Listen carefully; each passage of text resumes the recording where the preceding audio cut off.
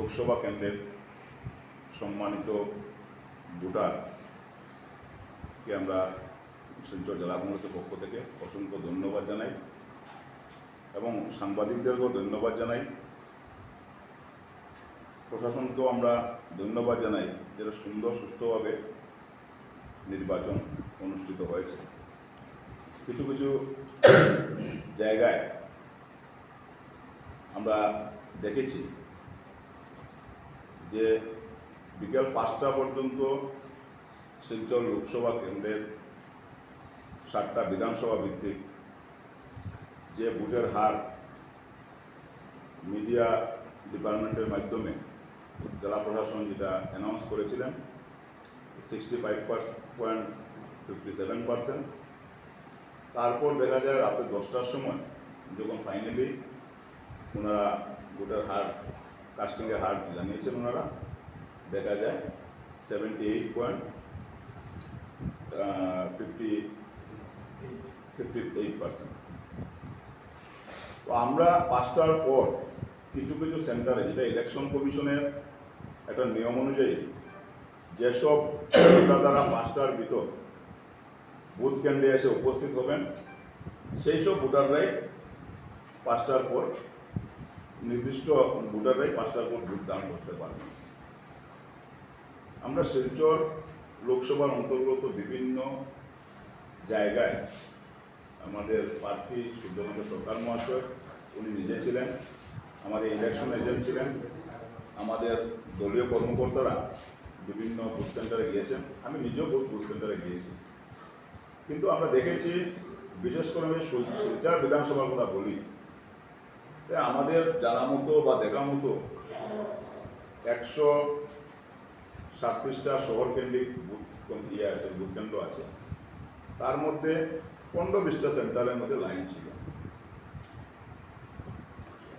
তো সেই হিসাবে 5টার পর বেশি তো বেশি সমগ্র কাছাড় জেলাতে যদিও ভোটের হার বাড়ে, তো 4 থেকে 5% বাড়ার কথা ছিল। 13% বাড়াটা এটা কোনোভাবেই মেনে নেওয়া যায় না। আমাদের প্রার্থীর হয়ে আমাদের ইলেকশন এজেন্ট রিটার্নিং অফিসারকে সেইভাবে লিখিতভাবে অভিযোগ জানিয়েছে। 2 নম্বর একটা কথা হচ্ছে, বিশেষ করে 3টের পর সেক্টর অফিসার, জোনাল অফিসারের মাধ্যমে এবং প্রিসাইডিং অফিসাররা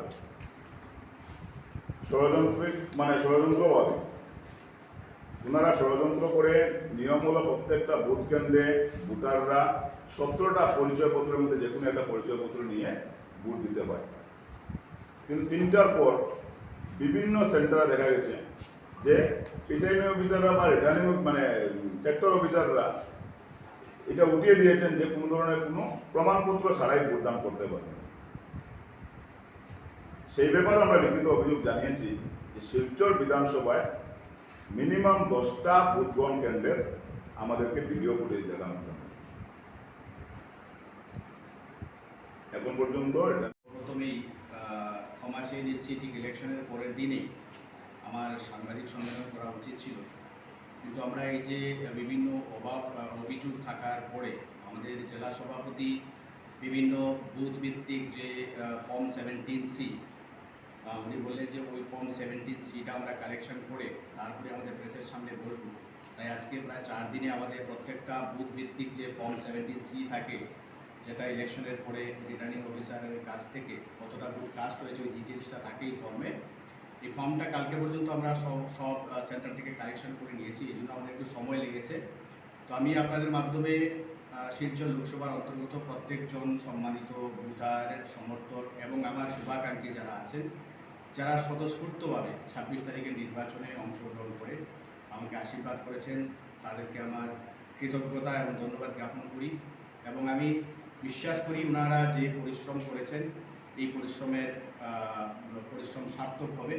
এবং আমি আজকের দিনেও আপনাদের মাধ্যমে বলছি, ওনারা যে বিশ্বাস ভরসা আমার উপরে রেখেছেন, আগামী দিনে আমি আমার যে কোনো মূল্যে হোক মানুষের পাশে দাঁড়িয়ে মানুষের সেবা করে যাব।